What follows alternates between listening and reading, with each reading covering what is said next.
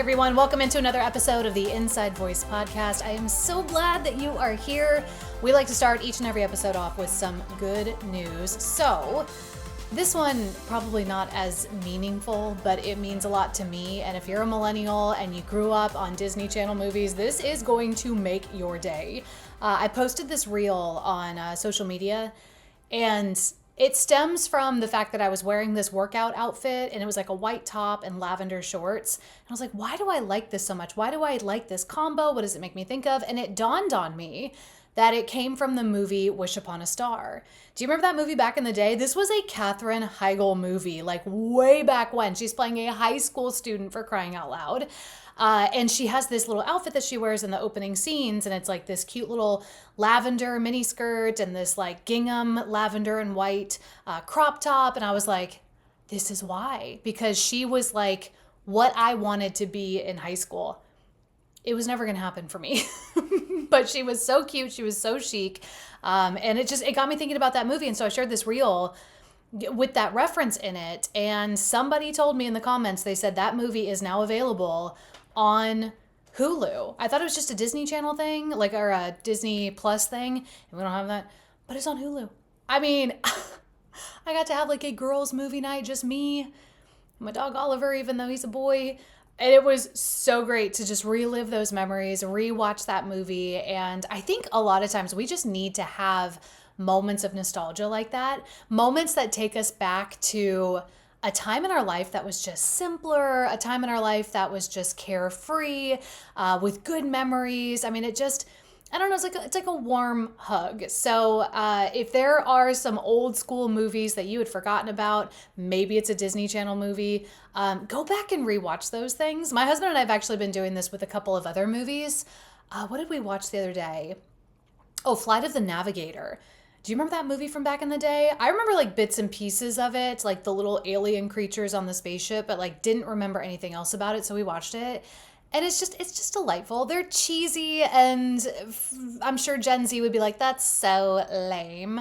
But I mean, that was our childhood, right? So yeah, go back and watch those. That's my good news for you today. I got to relive a childhood memory and watch a movie I haven't seen in decades, but I watched the heck out of it. I remember my mom, this will date me, my mom taping that on VHS, because we taped a lot of stuff, and we didn't have DVR. For all you youngins out there, we didn't have YouTube TV library where you could add anything you wanted, so we had to tape things on a literal VHS, and I'm pretty sure I wore that thing out. I watched it so many times. So good. We are continuing on in our series this week, really diving into You're Lying to Yourself. And last week we set the stage and we talked about how there are so many things that we just get into our mind that are not true. So many things get into our mind that are negative, and they're just flat out lies. Yet for whatever reason, we kind of tinker with them a little bit. We kind of play with them a little bit. We allow them to stay a little bit longer than they need to. And eventually they take root, they become our way of thinking, and our brain latches onto that thought. I talked about how our brains they don't necessarily know what is fact and what is not when it comes to these thoughts that just pop up in your brain. And so we've got to be really careful that we don't lay the soil for the seed to get in there and take root, because your brain will try to do that. If you think about something often enough, your brain goes, oh, this must be the way that things are. So now we need to create these neural pathways that get us to that thought faster. You see how that can be really dangerous? I mean, it can be really beneficial. Let's be honest. I mean, if you start thinking about the good things, if you start thinking about yourself in a positive light and start encouraging yourself more, or listening to things that would encourage you more, like the Inside Voice podcast, I'm just saying, your brain will latch onto that stuff and it'll try to get you to that thought process, that mentality faster, because your brain likes to work in ease. It likes to be efficient, But the same is true for the negative thoughts as well. And that's where we have to be really, really careful. And another thing we talked about is how thoughts are, they're just this passing thing. We compared our brains to a train station, and these thoughts come in, these trains come into the station, and we can decide whether or not we want to get on the train or not? Do we want to go where that thought is taking us, or do we want to stay on the station until we see a train that actually takes us where we want to be? Do we want to forget about the thoughts that don't serve us and actually get on a train that takes us and a thought that takes us to where we ultimately want to be? That's how we want to operate. And so I asked you last week to sit down and just, well, you didn't even have to sit down, but just like be cognizant of the things that you're thinking about. And I asked you to write down some things that maybe popped into your head that you're like, oh, that's really negative. Oh, I've had that thought a lot actually, and I don't think it's necessarily true. Or actually, that's a thought that could really lead me down a dark path if I'm not careful. And so what I want to do for the next couple of weeks is look at some of the biggest lies that we tell ourselves, these umbrellas, if you will, that kind of encompass many of the thoughts that come into our mind. And I want us to identify the thought, figure out why it's a lie, and I also want us to dismantle it. I want us to get out of the practice of just falling into this trap of believing things that are not true about us, because it happens so often. And so the first lie that we're going to start off with, our biggest lie, and I'm going to kind of softball the first couple of weeks, and then we'll get into some that are really, really difficult, some that are heavy, some that I think when we allow ourselves to go down that path, when we get on that train, if you will, the destination can be detrimental. The destination can be our demise in different ways. So we're going to start off a little soft. The first lie that I think comes into the station, the first train that's coming in, it's written on the side, I'll be happy when blank. You fill the blank in with whatever you want. You can fill it in with when I'm married, when I get the promotion, when I finally have kids, when I get to go on that vacation that I've always dreamed of, when I finally get to go to the Mediterranean and just see Santorini and all these beautiful places, or when I finally get to go to Hawaii, I'll be happy then. I'll be happy when 2026 is over. I'll be happy when I retire and I no longer have to go to work every single day. I'll be happy when I finally launch the business. Like, fill the blank in with whatever you want. I'll be happy when. Now you might be thinking, Jess, I don't ever think that, because I know that I'm supposed to live in the moment. The world tells us to enjoy the journey, and you're probably going to say the same thing, Jess. Kind of, sort of. But you may say this lie to yourself or think this lie in a different version. A version maybe like, I can't wait until vacation next week. I can't wait until my kids go back to school. I can't wait until Christmas. I find myself saying I can't wait until fall, because if you know me, you know I hate, as the Grinch would say, I loathe entirely the summer season. It's not my jam. And I do believe if I had a Netflix documentary, the documentary would be, we've all been brainwashed to believe that summer is a good thing, but summer's not a good thing. It's hot, it's sweaty, and I want to go home. That would be my Netflix documentary. But yeah, I find myself saying, I can't wait until fall. I can't wait until fall. Well, that's going to rob me of 3 months of my life. That's going to rob me of 3 months of spending time with my family, maybe taking vacations with my husband or my dog. I told you last week we took my dog to the beach. Not something we're probably going to do in fall and winter, maybe spring, but like it was the perfect time to go during the summer. That would rob me of enjoying activities with my friends who love summer. Like, we have friends that they love to be out on the lake. They love to wake surf. What am I going to do? Not go with them because I hate summer and I'm just waiting for fall to get here? Like, you lose so much when you think like that. It could be, another version of this lie would be, if I can just get through blank. This could be something that's hard, a hard season in your life. And I think sometimes we're called to sit in a hard season. And I think sometimes we need to recognize when we're going through hard times, because there's always something to learn from those hard times. You know what I mean? And I talk to people that are going through hard times. And, we have a friend that had a really bad health diagnosis, and his perspective on it is just, it's incredible. He's got the best attitude about it. And I think oftentimes we're so quick to be on the other side of things that we could actually really benefit from seasons that could actually really serve us in the long run. Another way that you could say this lie of I'll be happy when blank happens, then blank. You fill in those blanks however you want. I remember one of the things that I worked so hard for in my career in broadcast, in my career in radio, is I wanted to be syndicated. And for those of you that are unfamiliar, syndication basically means like you do one show and it goes out to multiple stations across the country, like the Bobby Bones Show or Elvis Duran or Ryan Seacrest. Like you do one show that goes out to the masses. It's not just on one station. And that used to be like really cool. And it still is, don't get me wrong. But, the landscape of radio has just changed so much. And now you've got people that are literally like starting their own quote unquote radio shows or their own podcast. Hello, like this one.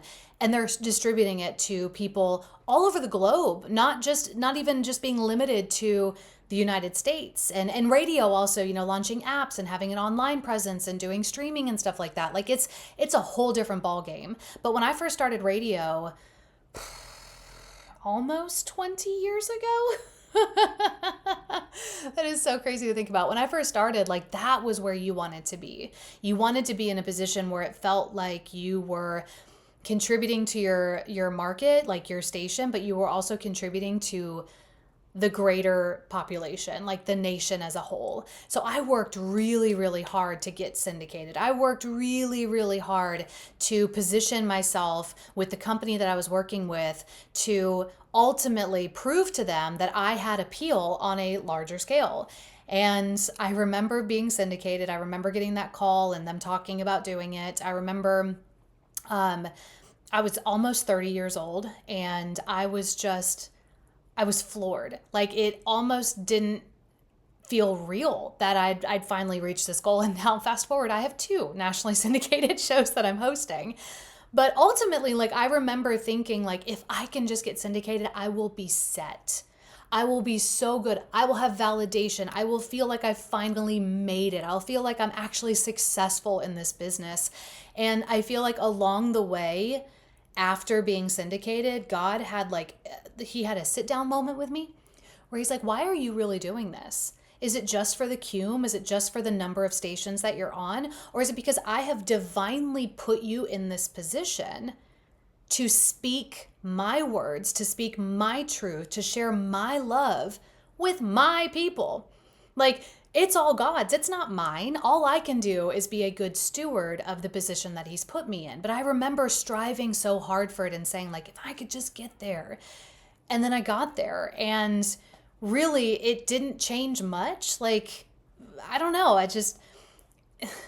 What do we expect to happen when, like, we finally reach those goals? Like, the whole world is going to stop and, like, throw a party for us and give us a cake? Like, we can celebrate it ourselves. And I'm not diminishing at all the accomplishment that I made, but like my mindset was so wrong about it. And I think about all the ways that I sacrificed time with friends, time with family, vacations with my spouse, because I was just so focused and so terrified at the same time that I was going to lose my job and that I was not ever going to get syndicated. I was terrified. So I just threw myself into it. I over exaggerated everything. I talked to people in my life back then, friends and family members, and you can talk to my husband about this. I was insane. I was absolutely insane trying to chase this goal. And it was like, I didn't know how to balance anything. And I think I was afraid to balance it because then I would become out of balance. Priorities would shift and they would be wrong, and they were already wrong to begin with. Does that make sense? So being very careful of the if this, then that, if, when, then this mentality, like we have to recognize that. And I think even like my husband and I having these conversations, and we've set goals for ourselves as a couple and goals for ourselves in the next decade of our lives. And they're beautiful and wonderful, and I can't wait for them. They're going to be exciting and thrilling, but I'm just enjoying where we're at right now. I like every day we just look at each other and like we're very cognizant to recognize like we're so blessed where we're at. We're so blessed to have each other, you know? And I think it's just this mentality of like, you can work so hard for the goal. You can work so hard for the thing that you want, but if it never happens, you can't lose your entire identity. You have to be able to just enjoy where you're at right now and create happiness where you're at right now, because I do believe that you can do that. You have to be able to be present in this moment. Otherwise, you'll end up miserable. You know, if the goal never works out, or if you achieve the goal and then it doesn't satisfy you the way that you thought that it would. Now, granted, this idea of when I reach this goal, then this, or I'll be happy when, or I can't wait for, it's exciting to have things to look forward to. Don't get me wrong. And a lot of times this comes from a good place. This comes from wanting to try something new or better yourself or enrich your life or just be smart about the way that you're navigating your life, whether it's your finances or your career or your family. That's wonderful. Please do that. But don't let it consume you so much that you miss out on the life that you're supposed to be living because you're so focused on the life that you're getting to. You're so ready for the life that could be one day, but you're missing what's right in front of you. And you can't miss that, you know, because then you miss out on life. I mean, think about it. What you're doing right now is your life. Even if it's mundane, even if you're in your PJs doing laundry right now, or even if you're just, you know, going to pick up your kids from school, like you're in life right now. Finding a way to be happy in this moment right now is going to serve you for the rest of your life. That's going to make you resilient. That's going to make you unstoppable. That is going to make you full of joy as you move through your life because you're not waiting for that joyful life to come to you. You're cultivating it right now. I think oftentimes the origin of this lie, you know, I'm a firm believer that our thoughts can very much be a form of spiritual warfare. I think that the enemy loves to float a thought into our mind, and he's the father of lies. And we got to be really careful not to latch on to that lie, right? And so I think one of the ways, or a couple of the ways that these thoughts kind of just pop up in our lives is through things like comparison and things like expectations that have either been set on us by other people or even expectations that we have set on ourselves. This can also come from just false narratives. I mean, how often are you scrolling through social media and you see somebody and you're just like, wow, their life is so perfect. And even in the mess, because that's the thing now, right? We glorify our mess. We glorify and share. And it's wonderful. It's wonderful to be vulnerable. Don't get me wrong. But sometimes people are like so quick to tell the end of the story that it's like, oh, even their quote unquote, quote, messy parts of their lives are still perfectly curated and wonderful. And they're so happy. You know what I mean? Like we get stuck in this cycle of this false narrative that like everybody's living this wonderful life and we're not because we haven't arrived yet. Does that make sense? So we have to be careful. We've got this notion that if we can just get to, this is another false narrative. We have this notion that if we can just get to a certain point financially, or if we can just get to a certain point relationally, you know, whether it's getting married or having kids or whatever, if we can just get to whatever that looks like for us, then we can just coast through the rest of life. That in and of itself is a lie. You know what I mean? I feel like the lie is not only that you'll be happy when this thing happens, the lie is that you can't be happy now. And like, we just have to be so careful of that, right? But this is just such a good reminder for us that life happens now. And I know that this has been preached so many times and so many different like motivational self-help personal development podcasts of like, enjoy the journey, enjoy the journey. Honestly, the journey sometimes comes with struggles and they're hard to enjoy. But I think knowing how to tap into true joy helps us in those moments, you know? And ultimately, like when you think about your life, like we were talking about, what you're doing right now is your life. It's not always the big, wonderful things. It's not always the celebrations. It's not always the promotions. It's not always the vacations. It's not always entering into retirement. Like we are doing life every day, and sometimes it's just boring life. Sometimes it is hard life. Sometimes it is exciting life. It's all a part of this journey that we're on. It's all a part of this life that we're living, and we are called to step into it and live it fully. We've been given this life, and I think oftentimes, even as Christians, we we can misconstrue this abundant life. You know what I mean? Sometimes it's like we hear like, oh, God, came to give us life and life more abundantly. So that means that everything that I go through should be wonderful and positive, and it should be, it should be up and to the right. It should be this constant thing of like, I'm progressing and I'm successful. And if it's not like that, then I must not be living the life that God has given me. No. God also told us that we would endure trials. He told us that we would endure hardships. There's beauty in that. And I think sometimes, like that whole idea of getting to a goal and then coasting, we do that as Christians, right? We think if we can just get right with God, if we can be saved by God, then all we have to do is just sit around until we go to heaven, because we just punched our ticket to an eternity that is going to be wonderful and glorious. That's not why Christ came for us. Yes, he did. Don't get me wrong. Like, he came to save us. He came to give us eternal life. But he also came to give us that abundance. And he came to give us a richness in our life that, honestly, again, like, we're just trying to sugarcoat it. We're trying to say that everything should be wonderful, and that's the life that Christ is giving us. No, he's given us himself to endure even in the hard times, even in the struggles, even in the boring parts, for crying out loud. I don't know about you, but I find myself driving in my car with nothing on, like no radio, no podcast, no audiobook. I know I'm a psychopath. I think it's because I work in a job where there's just noise all the time, whether I'm doing my shows or I'm, writing articles, and I've got the video that I'm trying to write, pull from an interview, and I'm trying, it's a lot of noise. So sometimes I think I just want quiet.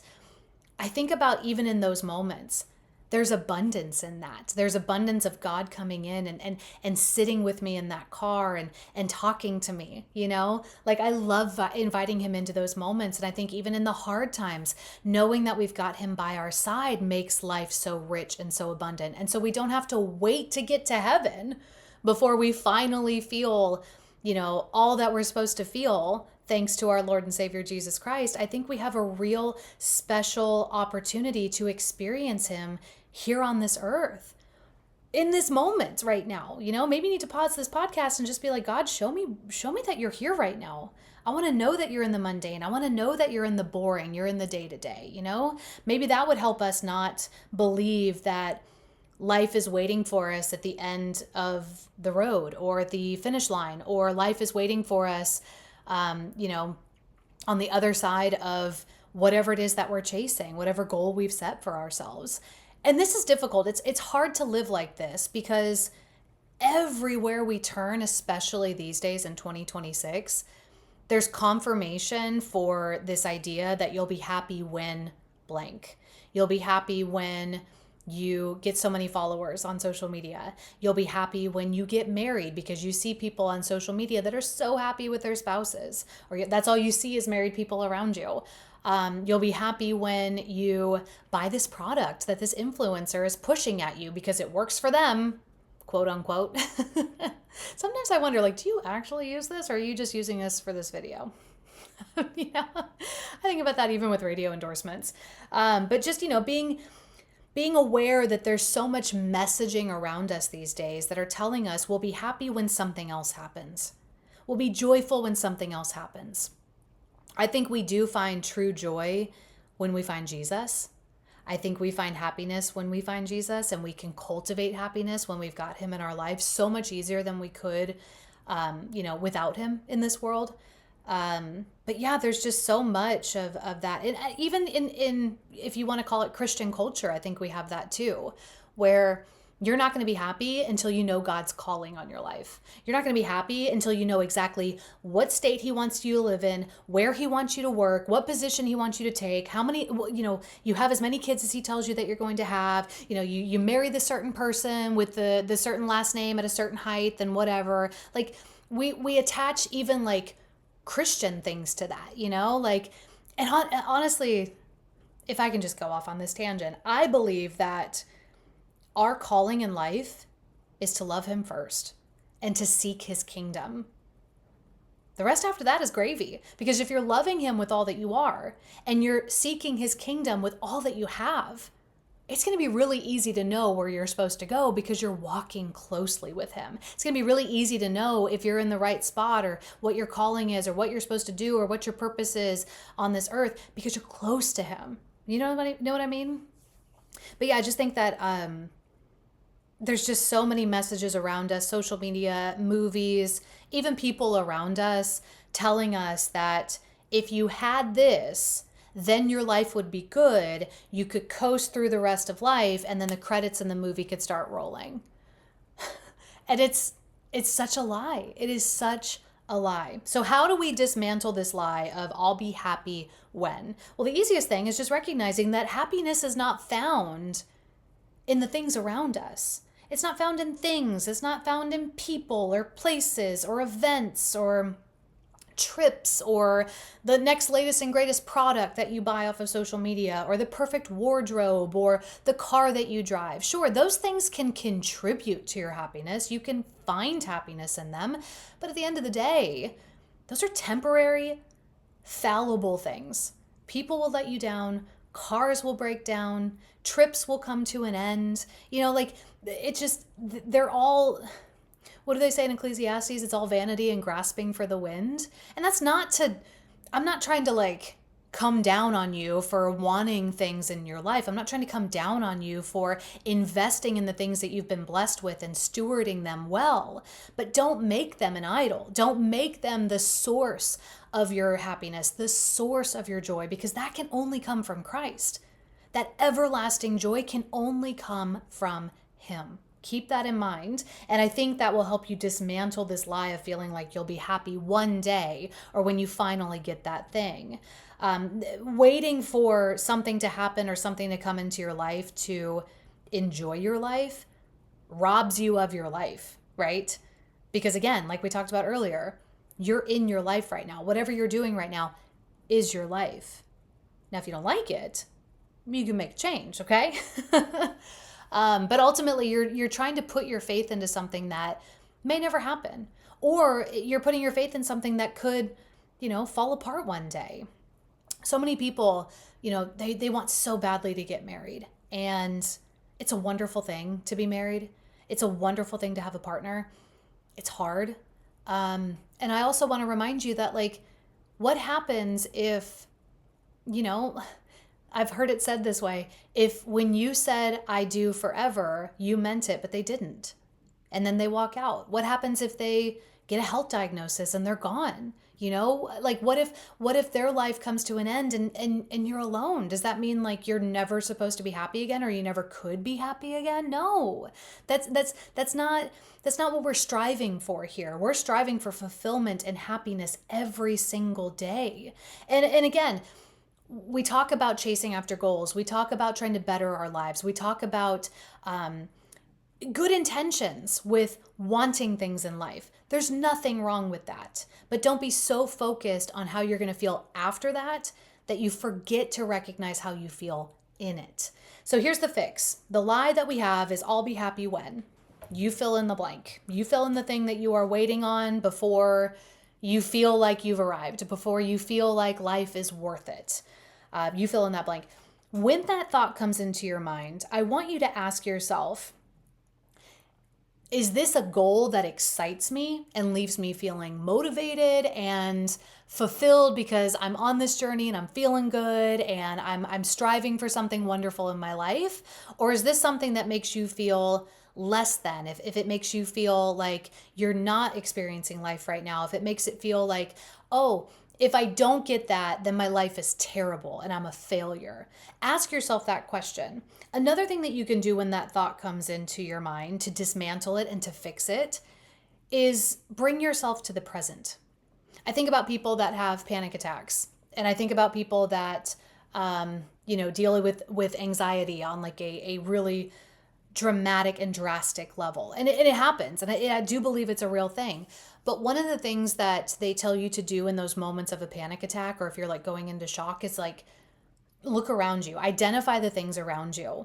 What's the color of the wall? Can you see the sun right now? There's what's next to you right now? A window. Okay, I see my dog over here. You bring yourself to the present. And I think oftentimes when we're so focused on what's ahead of us, we can't think about what's happening right here. So if you're finding yourself saying, I'll be happy when this happens, how about you think about what's happening now in your life that is making you happy? This is counting your blessings. And I know it sounds cheesy. It sounds like, a PBS, the more you know kind of thing, but it works. Recognizing the good that you already have, recognizing the beauty that is around you is so beneficial because it reminds you that you have every reason to be happy right now. Not tomorrow, not yesterday, not 6 years down the road, not, in a couple of hours when you hopefully, eat dinner and you're so hungry right now. Like, you have every reason to be happy and feel fulfilled right now in your life. Recognize those things in a way that those things become like a foundation for us, a launching pad for us to get to the next step, to get to those things that we want. But we have to recognize and respect the things that are around us right now, the beautiful gifts that we've been given. Again, this is not to say that you can't want more. This isn't to say that you can't strive for more or want to better yourself, but it's a reminder of like, there's good here and now. There's the meme that you see all over social media these days that's like, remember that there's a version that you're living right now of yourself that an older version of yourself used to pray for. There's an older version of you that was just waiting for the day that they could live the life that you're living right now. Whether it is, you've got a job that you love, whether it's you do have a spouse that you love, or maybe you're living in a city that you always wanted to live in. There's a version of you from back in the day that is like, man, I can't believe that we get to live this life. And that's such a beautiful perspective to have. I also want to encourage you that when these thoughts of I'll be happy when come into your mind, rewrite the narrative. Please, if you're not happy now, what can you do to cultivate that happiness? Because I do believe that you can do this, and it doesn't have to be these big grand things. If you're thinking like, oh, I'll be happy when I can finally visit Hawaii, or I'll be happy when I'm finally married or something like that. Maybe there's something that you can do now that would just stir up a little happiness, Maybe you can take yourself on a date because that's something you're not going to be able to do as often when you've got a spouse. It's going to be hard to get that alone time. Maybe it's not, okay, I can't go to Hawaii right now, but I know there's a restaurant down the road that has a bomb sushi. So I'm going to go get some sushi and just make my own little Hawaii. Like, there are little things that we can do day in and day out that bring us happiness. And spoiler alert, sometimes when you achieve the goal that you're striving so hard for, sometimes when you get the thing that you thought that you wanted forever, you finally got the thing, whatever it is for you.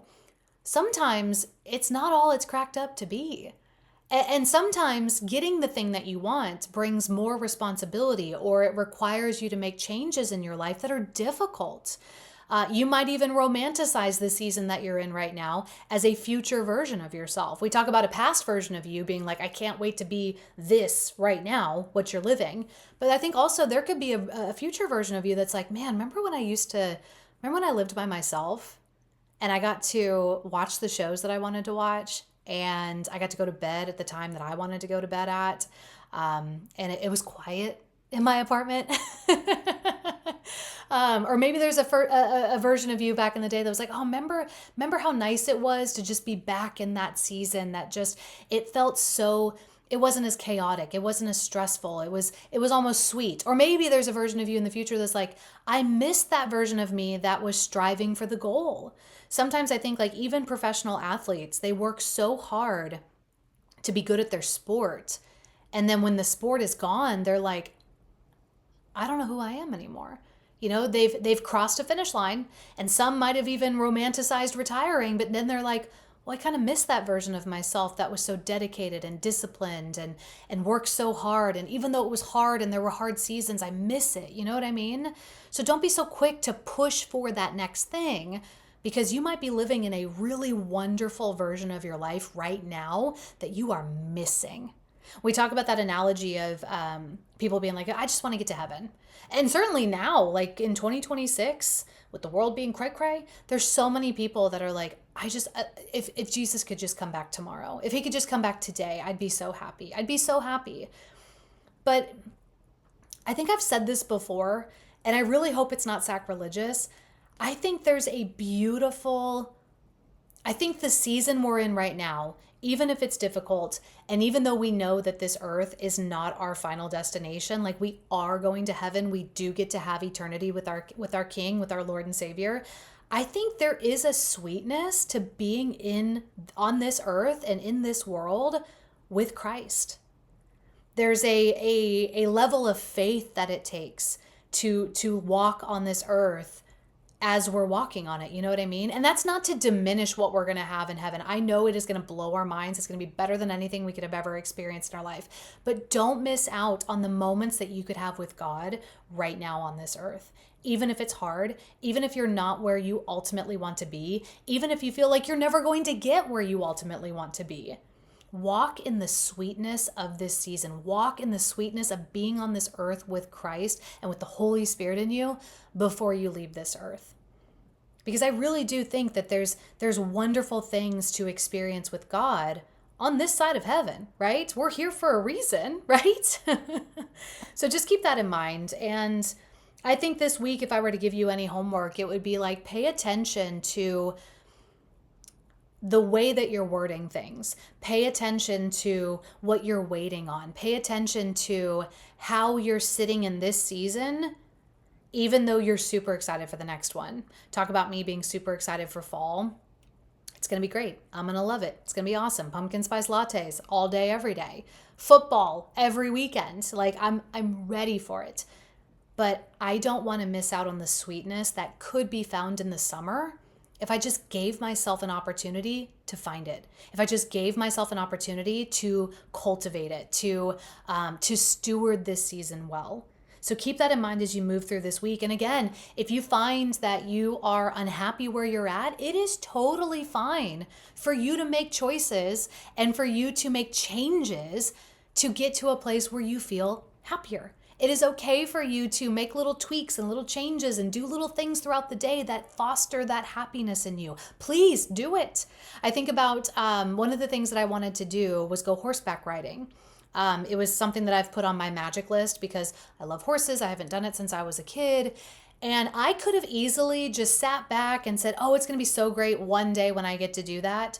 One day when my friends' schedules open up. One day when my family, they have time to go and we can all go together and it'll be so great. That would be wonderful one day. But that doesn't get me closer to my happiness of being on a horse. And so I took myself and I went horseback riding by myself, and there's nothing wrong with that. It filled my soul in a way that was so wonderful. So please, if you're feeling like, yeah, I'm not exactly happy where I'm at, make a change. Do something that gets you moving in the direction of a big dream or a big goal, but don't be so focused on that destination that you forget about where you're at right now. So that is the lie that we dismantled this week, that you'll be happy when. We'll be diving into another lie that I think is a big one that we typically struggle with, and a lot of us struggle with next week. So I hope you'll be here. I'll see you next week.